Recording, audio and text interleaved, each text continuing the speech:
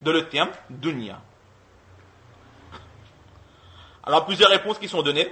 La première réponse, c'est pour mettre l'emphase sur le fait qu'il y a tout ce qu'il y a de terrestre, toutes les créatures, certes, mais surtout, en général, s'il y a quelqu'un ou quelque chose qui peut vous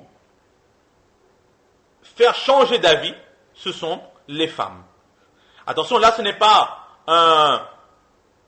une façon de dénigrer la femme, en aucun cas.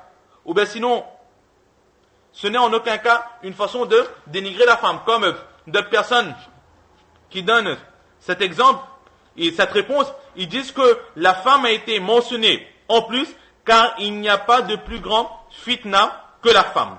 Dans le Coran, Allah subhanahu wa ta'ala dit زُيِّنَ لِلنَّاسِ حُبُّ الشَّهَوَاتِ مِنَ النِّسَاءِ وَالْبَنِينَ وَالْقَنَاطِرِ الْمُقَنطَرَةِ مِنَ الذَّهَبِ وَالْفِضَّةِ وَالْخَيْلِ الْمُسَوَّمَةِ وَالْأَنْعَامِ وَالْحَرْثِ ذَلِكَ مَتَاعُ الْحَيَاةِ الدُّنْيَا. Dans le Coran, Allah subhanahu wa ta'ala lui-même il dit que pour les gens ont été embellis l'amour des femmes, des enfants, des trésors, que ce soit de l'or, de l'argent, des chevaux marqués, des animaux, ou bien même des bétails, ou bien du champ, tout ce qu'il y a. L'homme est attiré par beaucoup de choses. Ou encore dans un hadith, le Saint-Prophète sallallahu alayhi wa sallam dit Ma taraktu ba'di fitnatan. Je n'ai, après moi, après ma mort, je ne quitterai aucun fitna plus grand, plus grave pour l'homme que la femme. Le plus grand des fitnas, c'est la femme. Ou encore, an-nisa wa haba'in shaitan, que les femmes, ce sont les flèches empoisonnées du Satan. Donc là, nous voyons que par rapport à cela, les muhaddithines, par rapport à ces ayats et ces hadiths, les muhaddithines, les commentateurs de hadith disent qu'étant donné que la femme est entre guillemets très dangereuse, c'est pour cela que le Saint-Prophète sallallahu alayhi wa sallam l'a mentionné en deux fois. Une fois dans la terre, car elle fait partie du dunya, mais en plus pour mettre l'emphase sur le danger qui repose dans cette femme, le prophète sallallahu alayhi wa sallam l'a mentionné une seconde fois. Cela ne veut nullement dire que la femme est la pire des créatures, en aucun cas.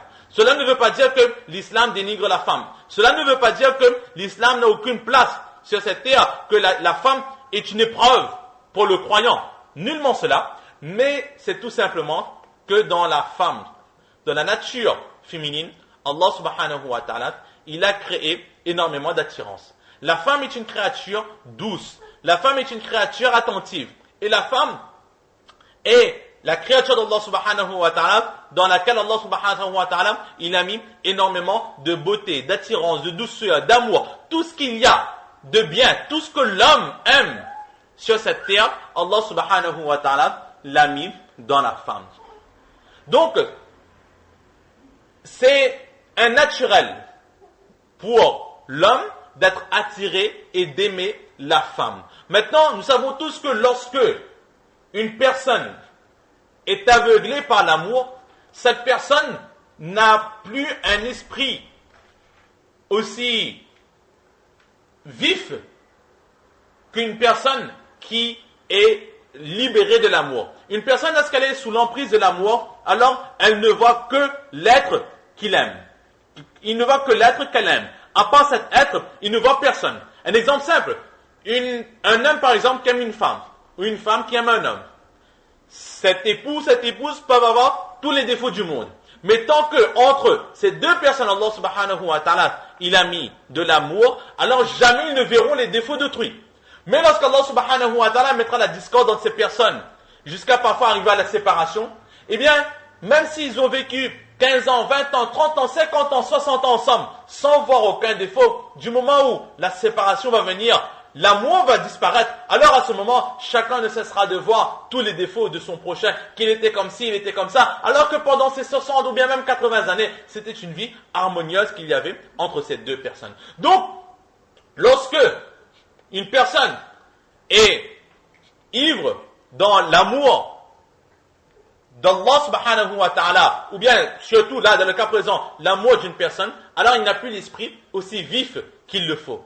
Et justement le prophète sallallahu alayhi wa sallam, il met en garde les hommes. Il dit, ô vous les hommes, sachez que Zuyyina linnasi hubbu shahawati minan nisa, a été embelli pour vous l'amour de plusieurs créatures.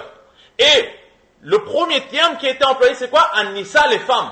L'homme, il a beaucoup plus d'attirance sur tout ce qui peut exister sur cette terre. L'attirance de l'homme sera plus grande pour sa femme et ses enfants. Et surtout en premier la femme, car avant que l'enfant n'y arrive, c'est l'amour pour la femme. Le prophète sallallahu alayhi wa sallam dit, faites attention, dans votre amour, si jamais votre femme, elle est aussi une créature, elle aussi, Shaitan veut la tromper. Si Shaitan a réussi à tromper votre épouse, et que par l'intermédiaire de l'amour que vous avez pour votre épouse, Shaitan, il essaie de vous tromper, alors faites attention. N'écoutez pas toujours les conseils que donne votre aimée, votre épouse. Même si, très souvent, le plus souvent, 99%, elle vous est utile, mais si de temps en temps vous voyez que ces conseils ou ces tentations, ces envies sont contraires à l'enseignement d'Allah subhanahu wa ta'ala, aux ordres d'Allah et à l'enseignement du Saint-Prophète sallallahu alayhi wa sallam, alors à ce moment, mettez Allah en avant et mettez votre amour en arrière. Donc ce n'est pas là pour dénigrer la femme, mais c'est par rapport à l'attirance qu'il y a entre l'homme et la femme, que le prophète sallallahu alayhi wa sallam, il a dit que parfois juste pour plaire à notre épouse, parfois juste pour plaire à celle qu'on aime, on est capable de désobéir à Allah subhanahu wa ta'ala. C'est pour cela que Allah subhanahu wa ta'ala lui aussi, et le Saint prophète sallallahu alayhi wa sallam, lui aussi, il a mis en garde et il a mis de l'emphase sur cela. Et cet amour est tellement profond entre l'homme et la femme.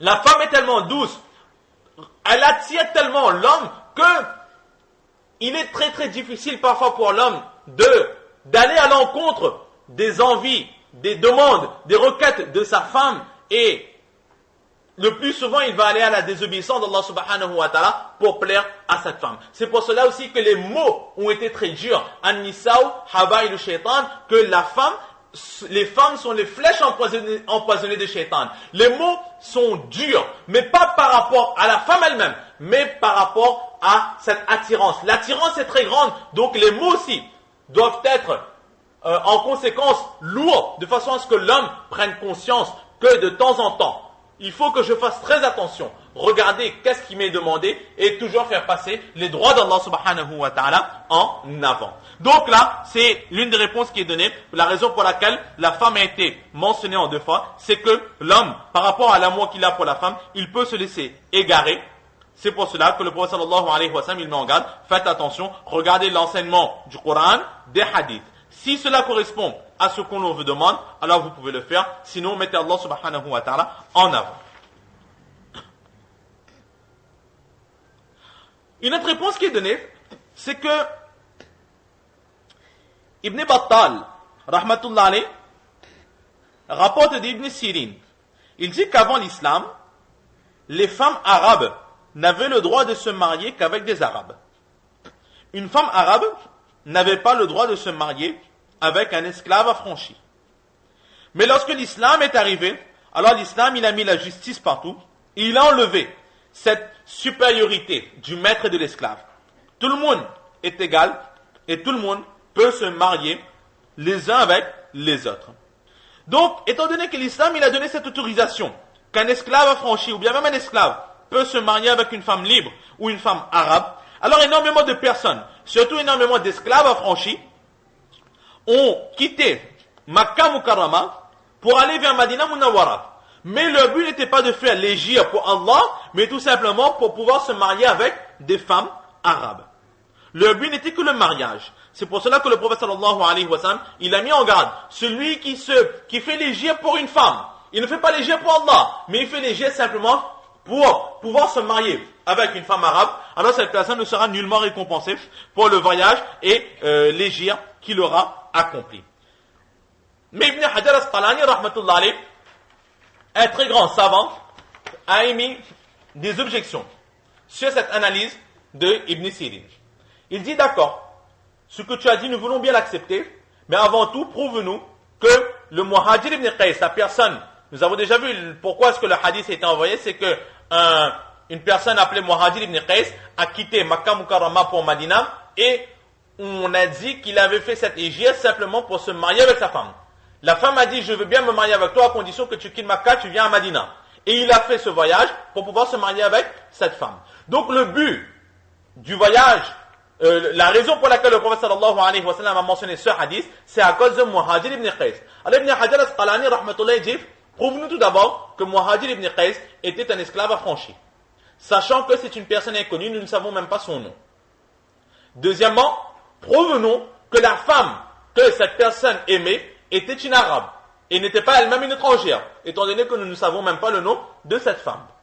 Aussi, il dit que nous n'acceptons pas ce que tu as dit qu'avant l'islam, les esclaves affranchis ne pouvaient se marier avec des femmes arabes. Car dans les livres d'histoire, nous retrouvons des exemples où des esclaves affranchis ou encore des étrangers, c'est-à-dire des personnes qui ne sont pas arabes, se sont mariés avec des femmes arabes. Et enfin, tu as dit que l'islam, il a enlevé cette différence dans le mariage. Il faut savoir que dans le mariage, l'islam n'a pas mis une égalité totale. Mais il y a quand même certaines règles à respecter.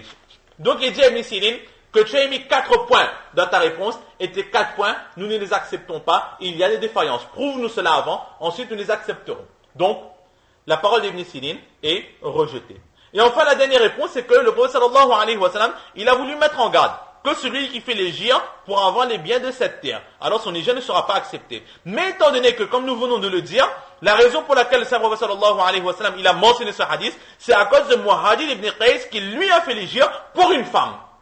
Alors, il fallait quand même dans ce hadith garder un contact avec l'histoire qui s'est passée. Le prophète sallallahu alayhi wa sallam, il a enseigné à toute l'humanité, mais le premier interlocuteur, c'était Muhajir ibn Qais. Donc, il a fallu lui montrer sa faute. Donc, pour montrer sa faute, que le fait qu'il a fait l'hégire pour une femme, cela n'était pas bien. C'est pour cela que le prophète sallallahu alayhi wa sallam, il a tout d'abord mis le mot dunya, celui qui fait l'hégire pour le dunya, de façon à ce qu'il ne culpabilise pas trop le prophète Muhajir ibn Qais. Le prophète sallallahu alayhi wa sallam, il était doux, il enseignait avec de la douceur. Donc il n'était pas dur, il n'a pas voulu offenser, il n'a pas voulu brusquer Muhajir ibn Qais radiallahu ta'ala anhu. C'est pour cela que tout d'abord il a dit la terre en général, de façon à ce que tout le monde se sente concerné. Et enfin, il a cité le mot femme, de façon à ce que Muhajir ibn Qais, lui, il réalise que effectivement la femme aussi entre dans le domaine de la terre, c'est une créature terrestre, ce n'est pas Allah subhanahu wa ta'ala, c'est une créature qui est amenée à périr. Donc moi, j'ai fait l'hégire pour elle, donc ce que j'ai fait n'est pas bon, de façon à ce que Muhajir ibn Qais, radiallahu ta'ala, il réalise sa faute. Et nous voyons très bien que de ce hadith, à aucun moment le prophète sallallahu alayhi wa sallam n'a mentionné ni le nom de la femme, ni le nom de l'homme, afin que ces personnes ne soient pas humiliées et pour protéger, préserver leurs erreurs.